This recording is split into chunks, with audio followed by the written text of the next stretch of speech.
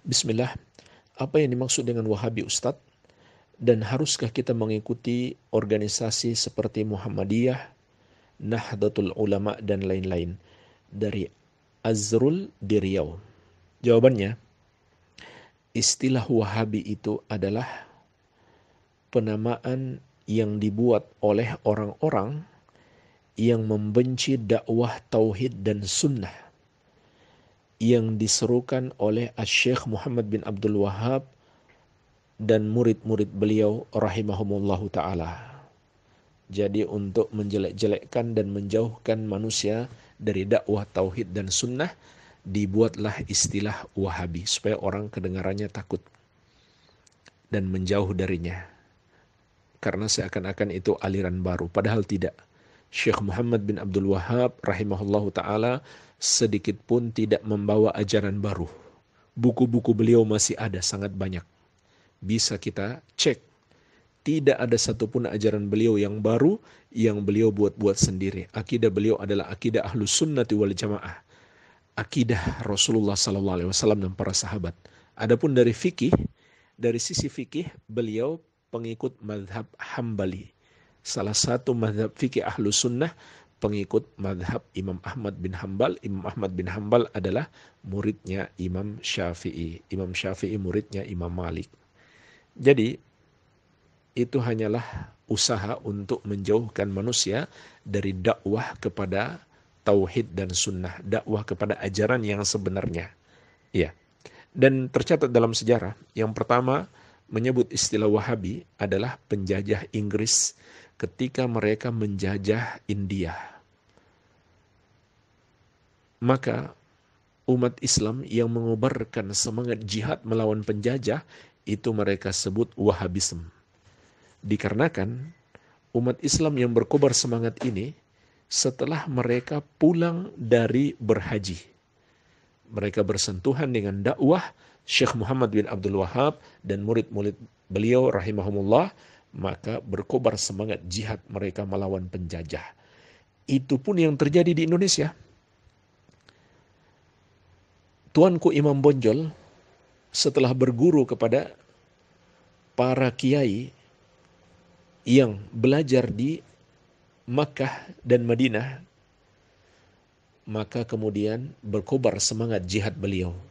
Beliau pun disebut Wahabi oleh penjajah Belanda. Dan seterusnya. Kemudian istilah ini lalu digunakan oleh orang-orang yang merasa ajarannya terusik, ajaran-ajarannya yang menyelisih tauhid dan sunnah mulai ditinggalkan oleh masyarakat. Supaya ajaran-ajaran mereka tetap bertahan, mereka harus menyerang balik dengan cara menyesatkan atau menuduh sesat orang-orang yang menyerukan dakwah kepada tauhid dan sunnah. Jadi inilah hakikat penamaan Wahabi. Wallahu alam. Baik. Kemudian haruskah mengikuti organisasi Muhammadiyah dan Nahdlatul Ulama dan yang semisalnya? Jawabannya tidak harus. Kita tidak diperintahkan oleh syariat untuk mengikuti organisasi-organisasi tersebut. Yang diperintahkan kepada kita adalah mengikuti Al-Quran dan Sunnah Nabi SAW agar kita selamat, bukan ikut organisasi. Justru kalau misalkan kita ikut organisasi, lalu kita adopsi semua pendapat organisasi, semua keputusan organisasi, tidak peduli itu sesuai syariat atau tidak, maka kita akan tersesat. Maka kita akan tersesat. Para pengurus organisasi itu kan manusia. Mereka bisa benar, bisa salah.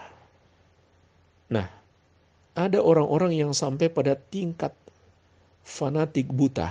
Apa saja pendapat organisasinya, atau para guru, para kiai dari organisasinya, seakan-akan itu sudah pasti benar. Dan ketika dia mendapatkan pendapat gurunya, pendapat ormasnya bertentangan dengan satu ayat atau satu hadis, ternyata dia lebih mengutamakan ikut pendapat organisasinya atau guru-gurunya atau kiainya. Ini namanya fanatisme tercelah. Ini fanatik golongan. Jadi justru ketika ada satu organisasi apa saja, mengeluarkan kebijakan atau keputusan atau pendapat yang bertentangan dengan Al-Quran dan Sunnah, lalu kita tetap ikuti, maka kita tersesat. Jadi, tidak ada keharusan sedikit pun mengikuti organisasi Muhammadiyah atau NU atau Al-Irsyad atau Persis atau organisasi apa saja, tidak ada. Yang ada adalah kewajiban mengikuti Al-Quran dan Sunnah Nabi SAW sesuai pemahaman Ahlus Sunnati wal Jamaah. Rasulullah SAW bersabda, "Taraktu fiikum amrayni, ma in tamassaktum bihima, lan tadillu abadan, kitabullah wa sunnata rasulih." Aku tinggalkan untuk kalian dua perkara. Kalau kalian masih berpegang teguh dengannya, maka kalian tidak akan tersesat. Kitab Allah atau Al-Quranul Karim dan sunnah Rasulnya atau hadis-hadis beliau SAW. Wa sataftariku ummati ala 73 firqah, kulluha finnari ila wahidah, ma ana alaihi wa ashabi. Umatku akan terpecah menjadi 73 golongan. Semuanya di neraka kecuali satu, yang mengikuti aku dan para sahabatku, yang mengikuti golongan Ahlus Sunnati wal Jamaah. Dan ormas-ormas manapun atau apapun itu bisa saja mengklaim kami mengikuti Ahlus Sunnati wal Jamaah. Tapi klaim-klaim itu membutuhkan bukti. Kalau tidak bisa dibuktikan, kita jangan mengikuti. Yang kita ikuti adalah dalil Al-Quran dan Sunnah yang sesuai dengan pemahaman Ahlus Sunnati wal Jamaah. Tapi tidak juga kita katakan NU sesat, Muhammadiyah sesat, tidak. Siapapun dia dari organisasi manapun, ketika dia menyelisihi dalil, menyelisihi manhaj Ahlus Sunnati wal Jamaah, maka dialah yang disebut dengan orang yang sesat. Siapapun dia, dari organisasi manapun dia, kalau dia mengikuti dalil Al-Quran dan Sunnah Nabi SAW sesuai dengan pemahaman Ahlus Sunnati wal Jamaah, itulah orang yang berjalan di atas jalan yang lurus. Hanya saja memang sebagian organisasi itu telah membuat pengikut-pengikutnya menjadi fanatik buta. Seakan-akan pendapat organisasi itu yang sudah pasti benar. Ini yang perlu kita ingatkan. Wallahu ta'ala a'lam.